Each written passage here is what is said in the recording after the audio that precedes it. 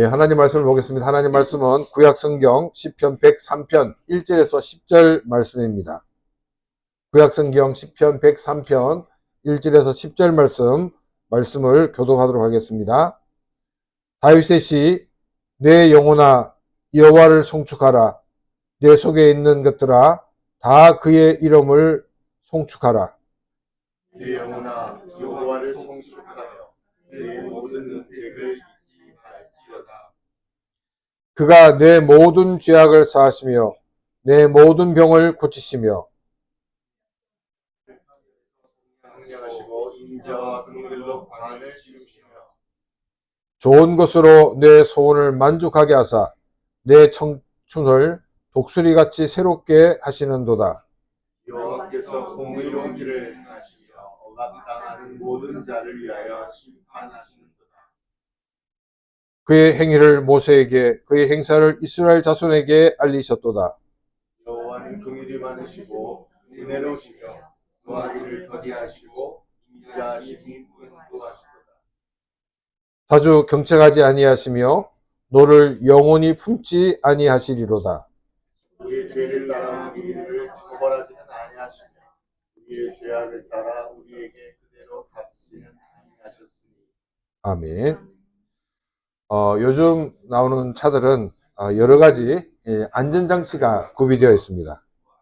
그래서 이 사각지대에 있는 차가 있을 때 이 사이드 밀러에 표시가 되는 기능도 있고, 또 이렇게 차선을 이렇게 벗어나려고 그러면 경고등과 또 이 경고음이 울리는 다양한 기능이 있습니다. 한국에 그 비전 트립 팀이 오게 되면 제가 이제 마이크로 버스를 운전을 하게 되는 경우가 있습니다. 이 마이크로 버스는 다른 차보다 차폭이 굉장히 큽니다. 근데 제가 평소에 이 세레나를 몰고 다니기 때문에 제가 이제 마이크로 버스를 이렇게 몰게 될 때 이게 조금 이렇게 정신을 차리지 않으면 이 세레나 식으로 운전을 하게 됩니다. 왜냐하면 이제 자선이 있으면 이렇게 그 세레나와 그 선을 이렇게 기준해 가지고 움직이다 보니까 차가 자동적으로 왼쪽으로 이렇게 붙게 되는 경우가 많이 있게 됩니다. 근데 이제 경고등이 없을 때는 정말 이렇게 아슬아슬한 때도 있었어요. 그런데 요즘은 이제 차가 좀 기울어져 가지고 차선 가까이 가면 경고음이 울리기 때문에 사실 굉장히 편안한 마음으로 운전을 할 수 있게 되었습니다. 운전을 할 때 제일 중요한 것은 차가 이 레인의 중앙을 잘 지켜가는 것, 이것이 안전운전의 가장 기초가 아닌가 이렇게 생각을 합니다. 성경은 우리에게 좌로나 우로나 치우치지 말라고 말씀하고 있습니다. 이 말씀은 성경이 우리에게 말씀해 주신 그 목적, 그 의도대로 살아라 라고 말씀하고 있는 것입니다. 좌로나 우로나 치우치는 것에 대해서 우리가 여러 가지 설명할 수 있겠지만은, 우리가 열정을 가지고 말씀을 더 잘 지키기 위해서 말씀에도 없는 사항들을 자기들이 만들어서 지키지는 말아라는 것입니다. 또 우리가 말씀을 지킬 때 어떤 건 너무 불필요한 것 같아가지고 생각해가지고 이거는 맞지 않는 거야 라고 이렇게 자기 나름대로 이렇게 제단하지 말라는 것입니다. 우리는 좌로나 우로나 치우치지 않는 그런 신앙을 가지기 위해서는 하나님 중심의 신앙을 가지고 살아가야 됩니다. 그리스도가 다스리는 삶, 그리고 하나님 중심의 신앙, 이 모든 것들은 같은 말입니다. 그리스도가 다스리는 삶이라고 말할 때 우리가 그리스도가 다스리도록 우리의 삶을 어떻게 드리는가 하는 것이 중요한 포인트라고 그러면, 이 하나님 중심의 삶이란 것은 우리의 인생의 목표가 무엇이 되어야 되는가를 우리에게 보여주고 있다는 것입니다. 우리의 인생의 목표는 하나님과 하나님 나라에 두고 살아가야 한다는 것입니다. 우리의 인생의 목표가 하나님 나라와 또 하나님께 두고 살아갈 때 경제적으로 우리들이 손해가 될 수가 있습니다. 또 우리가 여러 가지 위험에 처할 수도 있는 상황에 놓일 수가 있습니다.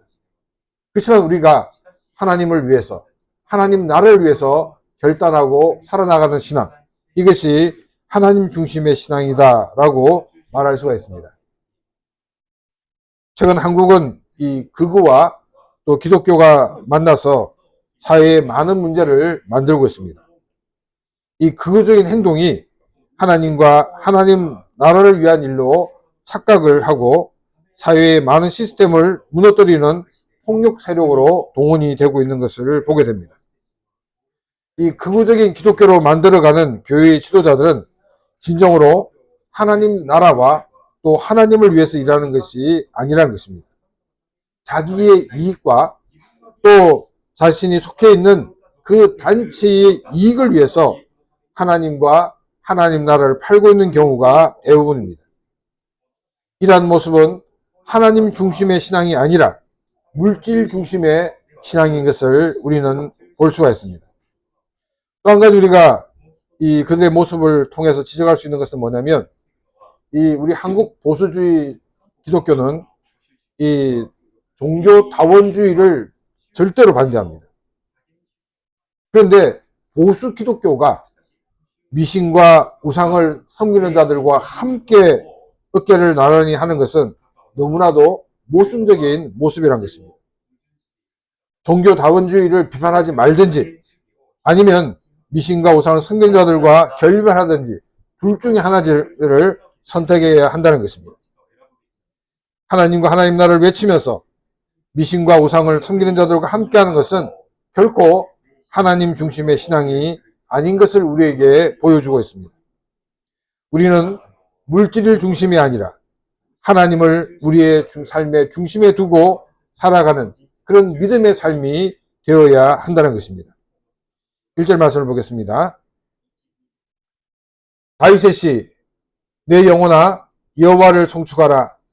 내 속에 있는 것들아 다 그의 이름을 송축하라. 이 시편 103편은 다윗의 시라고 시작을 하고 있습니다. 다윗은 구약 성경에 등장하는 믿음의 사람 중에서 제일 손꼽을 수 있는 인물이다라고 평가할 수 있습니다.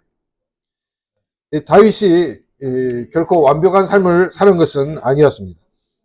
여러 가지 실수를 하였습니다. 그러나 그가 이 믿음의 사람으로 가장 손꼽히는 인물이 된 것은 하나님 중심, 또 하나님 중심의 신앙과 삶을 살았기 때문에 그와 같은 평가를 얻을 수가 있었다고 말할 수 있습니다.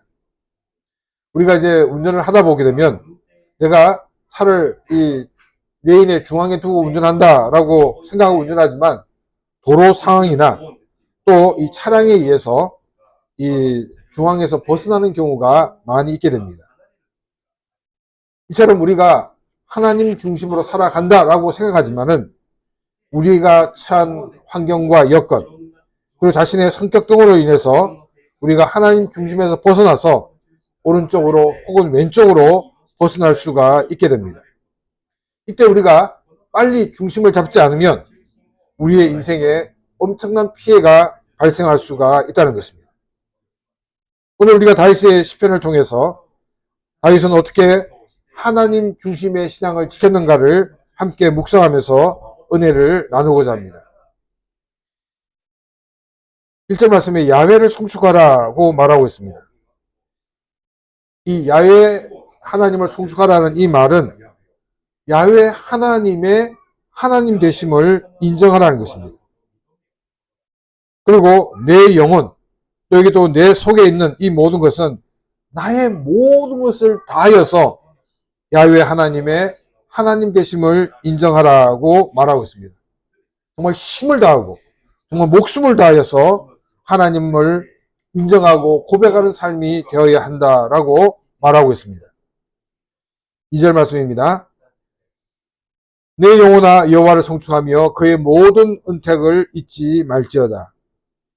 야훼 하나님의 하나님 되심을 인정하는데 우리가 마음을 다하고 힘을 다하는 것이 하나님이 나에게 주신 그 은택을 잊지 않는 것이다라고 말하고 있습니다. 내가 누리고 있는 이 모든 것들, 내가 누렸던 많은 은혜와 복이 나의 수고와 나의 노력에 의해서가 아니라 하나님이 주셨다는 것을 잊지 말라고 다윗은 말하고 있습니다. 다윗이 하나님으로 받았던 잊을 수 없는 것들, 또 잊어서는 안 되는 것이 무엇인가를 설명하고 있습니다. 3절과 4절 말씀입니다. 그가 내 모든 죄악을 사하시며 내 모든 병을 고치시며 내 생명을 파멸해서 속량하시고 인자와 긍휼로 간을 씌우시며 하나님이 나의 모든 죄를 용서하신 일을 잊어서는 안 된다라고 말하고 있습니다. 어떤 유명인이 자신이 지은 죄가 드러나게 되었습니다. 이 사람이 이제 기자회견에서 얘기합니다. 제가 모든 공직에서 은퇴를 하며 조용히 사회를 위해서 헌신하겠습니다. 이렇게 말을 하였습니다. 이 말의 의미가 무엇입니까? 자신의 잘못을 선행으로 갚겠다는 것입니다. 성경이 우리에게 말하고 있는 것은 우리가 선행을 통해서 우리의 죄를 없앨 수가 없다는 것입니다.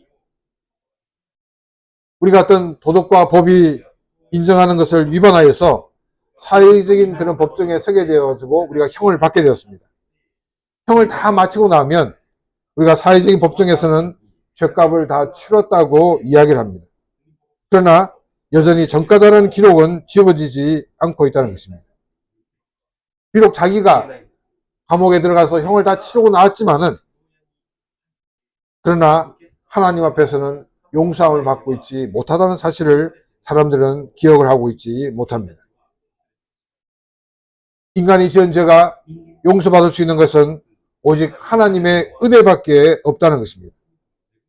우리가 누리는 많은 복 중에서 가장 큰 복이 바로 죄에서 용서를 받아 구원함을 받고 하나님의 자녀가 된 것입니다.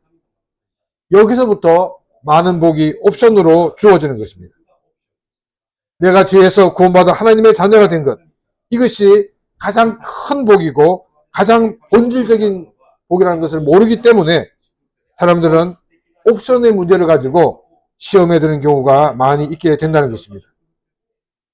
나에게 주신 가장 본질적인 복, 나의 죄를 용서하시고 나를 하나님의 자녀로 삼아주신 그 하나님의 은혜와 사랑을 기억하는, 그래서 더욱더 하나님의 나라를 위해서 하나님을 위해 살아가는 그런 귀한 삶이 되시기를 바랍니다. 또 말씀을 보니까 하나님은 모든 병을 고치신 것을 기억하라고 말씀하고 있습니다. 우리가 살고 있는 이 21세기는 이 과학의 발달로 의술도 굉장히 발전하여 많은 병을 정복하였습니다.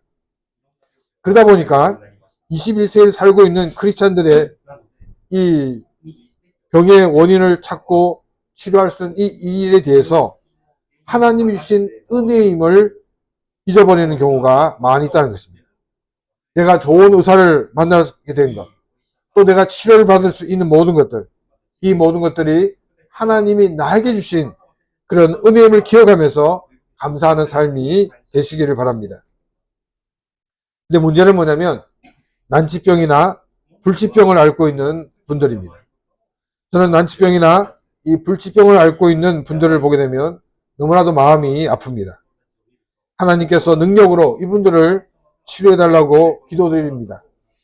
어떤 분들은 치료가 되는 경우도 있지만 어떤 분은 치료가 되지 않는 그런 모습들을 보면 정말로 말로 표현하기가 힘든 경우가 대부분입니다. 정말 이분들을 위해 기도하는 저도 이런 마음인데 정말 이런 병을 앓는 분들은 정말로 우리가 말로 할 수 없는 더 많은 아픔과 고통이 있을 것입니다. 그래서 사절에서 이렇게 말하고 있습니다.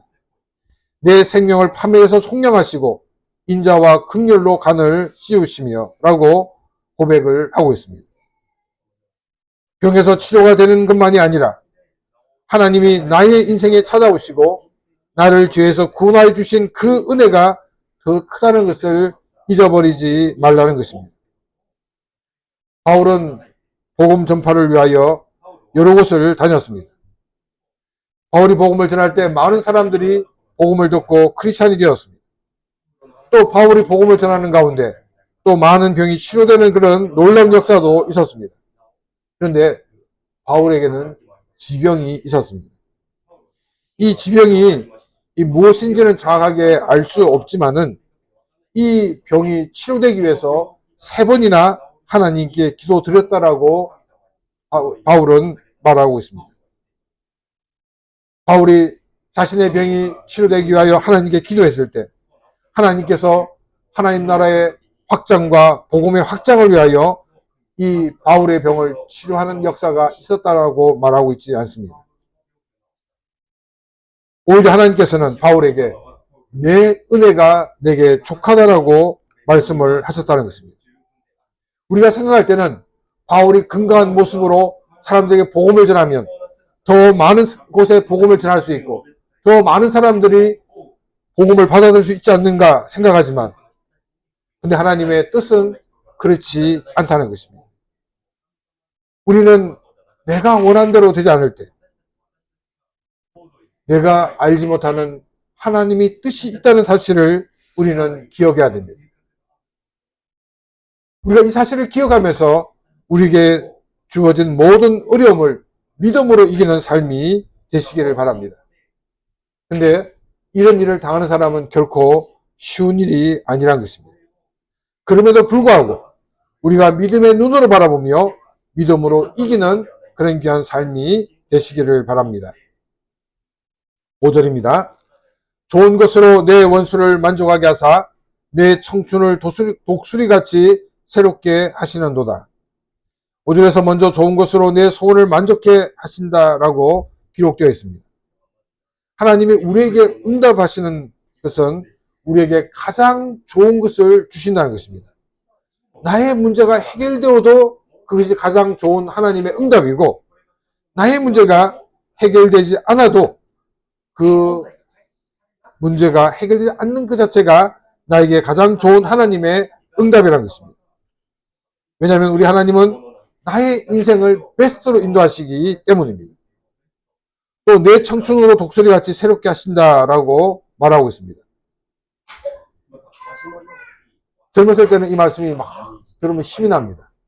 근데 나이가 들면 아닌데 갈수록 힘이 빠지고 갈수록 눈도 나빠지고 갈수록 이 청춘처럼 새롭게 되지 않습니다. 그럼 이 말씀이 주시는 의미가 무엇이겠습니까? 우리에게 젊은이의 마음을 주신다는 것입니다. 여러분 젊은이의 마음이 뭘까요? 모자도 요즘 젊은이 모자를 쓰고 복장도 요즘 복장을 하고 젊은이처럼 사는 그것을 말하는 것이 아니라는 것입니다. 젊은이의 특징은 도전하는 것입니다. 20대가 도전하지 않으면 그 사람은 젊은 사람이 아니라는 것입니다. 21세기 들어와서 세계적으로 많은 젊은이들이 우경화되어 간다라는 이야기를 들었습니다. 제가 젊었을 때는 어떤 얘기가 있었냐면은 젊었을 때 진보 성향을 가지고 나이가 들수록 이 보수가 되어 간다라는 말이 있습니다. 그러면서 덧붙여서 젊어서 보수인 사람도 문제이고 나이가 들었어도 진보인 사람도 문제이다. 이런 이야기가 있었습니다. 근데 이 진보라는 단어를 단순히 정치적으로 우리가 이야기보다는 이 도전의식이라고 생각을 하는 것이 좋지 않나 생각이 듭니다. 나이가 들었을 때 정말 자신이 지키고 싶은 것들이 많이 있습니다. 그러다 보니까 사람들이 도전하지 않고 그냥 있는 그대로를 유지하려는 그런 습성에 젖어들게 된다는 것입니다. 우리는 하나님 주신 그 비전을 가지고 날마다 살아가는 그런 삶이 되시기를 바랍니다. 그래서 우리가 정말 나이가 들면 들수록 하나님 주신 그 비전을 가지고 날마다 새롭게 도전해 나가는 그런 삶이 되므로 더욱더 우리의 삶이 하나님의 은혜와 복을 많은 사람들에게 보여주며 증가하는 그런 귀한 삶이 되시기를 바랍니다. 6절 말씀입니다. 여호와께서 공의로운 일을 행하시며 억압당하는 모든 자를 위하여 심판하시는도다. 우리는 시편 99편의 말씀을 통해서 하나님의 거룩함을 드러내는 것 자체가 바로 정의와 공의를 세우는 것이라고 우리는 배웠습니다. 이 시편 103편에서도 야훼 하나님은 공의로운 일을 행하신다라고 말씀하고 있습니다. 하나님이 행하시는 그 공의로운 일은 억압당하는 모든 자를 위하여 재판하시는 것이라고 설명을 덧붙이고 있습니다. 죄로 타락한 우리 인간은 욕심덩어리입니다. 자신의 이익을 위해 다른 사람을 짓밟는 것에 대해 전혀 양심의 가책을 느끼지 않습니다. 이러한 인간들이 사는 세상이 지옥으로 바뀌지 않는 것은 하나님께서 공의로운 일을 행하시기 때문입니다. 사람들이 악에 대해 침묵하면서 악이 날뛰도록 방조하는 것은 그 사회가 이 마지막을 향해 달려가고 있는 증거입니다. 그렇지만 조그만한 불씨처럼 보여도 악에 대해 항거하는 것이 있다는 것은 그 사회에 하나님이 개입하고 계시다는 것에 대한 증거입니다. 이 작은 불씨는 악을 삼키는 큰 불이 될 것입니다. 지구의 역사가 이를 증거하고 있습니다. 우리는 공의를 세우는 일에 작은 불씨가 되어야 한다는 것입니다. 하나님을 믿는 우리들은 공의를 세우는 불씨가 되어서 억압당하는 사람이 없는 사회가 되도록 하는 것이 바로 하나님 중심으로 살아가는 삶의 모습인 것을 기억하시기를 바랍니다. 권력자에 붙어서 권력자의 비호를 받으며 또 권력자를 옹호하는 것은 결코 하나님 중심의 신앙이 아니라는 것입니다. 7절 말씀입니다. 그의 행위를 모세에게, 그의 행사를 이스라엘 자손에게 알리셨도다. 표기자는 하나님께서 행하신 일들을 모세에게 그리고 이스라엘 자손에게 알리셨다라고 말씀하고 있습니다. 하나님은 하나님이 행하신 일들을 많은 사람들이 알게 하셨다는 것입니다. 하나님이 행하신 이 일들은 비밀스러운 일들이 아니었다는 것입니다. 오픈되어 있고 누구나도 그 하나님이 행하신 일들을 알 수 있게 하셨다는 것입니다. 하나님이 행하신 일들을 알게 하기 위해서 하나님은 성경을 기록하게 하셨습니다. 다윗은 누구보다도 이 하나님 중심의 삶을 살 수 있었던 것은 그가 하나님 말씀을 붙들고 있었기 때문입니다. 시편 119편 103절의 말씀입니다. 주의 말씀의 맛이 내게 어찌 그리 단지요 내 입의 꿀보다 더 단이이다. 이 다윗은 하나님의 말씀을 얼마나 좋아하는가를 이렇게 표현하였습니다. 또 119편 162절의 말씀입니다. 사람이 많은 탈취물을 얻는 것처럼 나는 주의 말씀을 즐거워하나이다. 자신의 가치를 어디에 두고 있냐는 것입니다. 사람들은 전리품 챙기는 바쁩니다. 근데 다윗은 전리품보다는 내가 하나님 말씀을 취한다고 그러면 전리품 필요 없다는 겁니다. 자기의 모든 가치관이 물질에 있는 것이 아니라 하나님 말씀에 있다라고 말하고 있습니다. 또 다른 곳에서는 뭐라고 얘기하고 있냐면 다윗은 하나님 말씀 때문에 밤을 새웠습니다라고 말하고 있습니다. 우리는 드라마 본다고 밤을 새는 일은 있어도 성경을 읽는다고 밤을 새는 일은 거의 없습니다. 우리가 이 하나님 중심의 신앙을 살지 못하는 가장 큰 이유가 바로 하나님 말씀에 대한 열정이었기 때문입니다.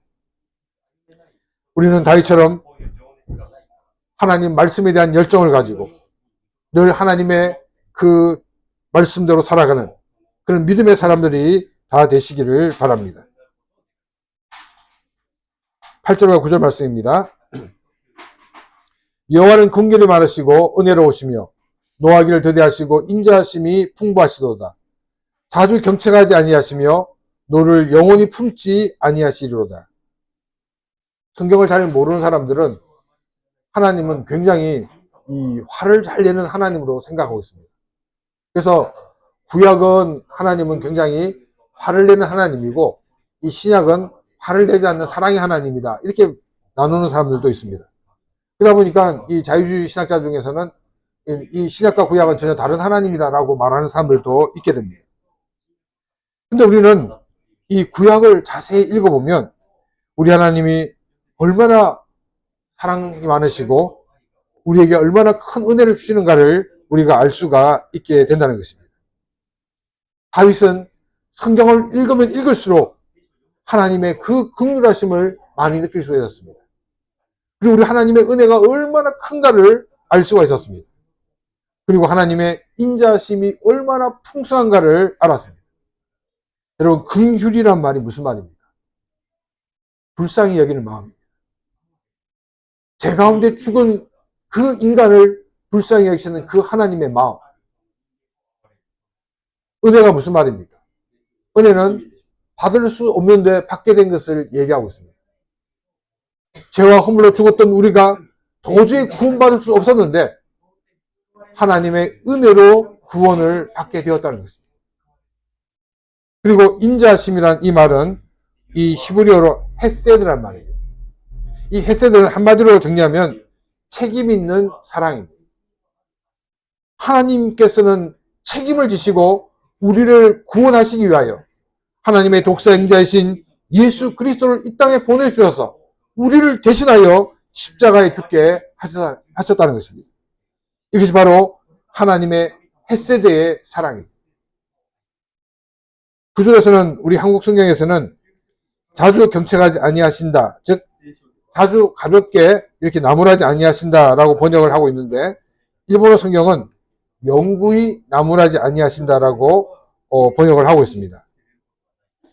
일본어 성경의 뉘앙스는 하나님은 결코 나무라지 아니하신다라는 그런 의미인 반면에 우리 한국어 성경은 조금씩 그러면 안 돼 하고 이렇게 나무라신다라고 이렇게 볼 수가 있습니다. 사실 의미가 굉장히 차이가 있습니다. 어느 쪽이 맞을까요? 일본어 뉘앙스가 더 정확합니다. 원어에 가깝습니다. 하나님은 우리를 향하여 노를 품지 않으신다는 것이죠. 너 한번 나한테 혼내봐라 해가지고 하는 것이 아니라는 거예요. 하나님이 우리를 벌을 내리실 때도 하나님은 우리를 정말 사랑하는 마음으로 우리가 그 죄에서 벗어나게 하기 위해서 우리에게 벌을 내리시는 거지, 그래 한번 더 벗어보자, 한번 혼내봐라 해가지고 시계를 벗고 패는 그런 모습이 아니라는 거예요. 하나님은 결코 너를 영원히 품지 않는, 경책하지 아니하는 그런 하나님인 것을 우리에게 보여주고 있습니다. 이 구절 말씀은 하나님의 긍휼하심과 하나님의 은혜로우심과 하나님의 인자하심이 얼마나 큰가를 우리에게 보여주고 있는 말씀입니다. 10절입니다. 우리의 죄를 따라 우리를 처벌하지 아니하시며 우리의 죄악을 따라 우리에게 그대로 갚지는 아니하셨으니 하나님의 긍휼하심과 은혜로우심 그리고 인자하심이 있기 때문에 우리는 죄의 때라 재판을 받지 않게 되었다는 것입니다.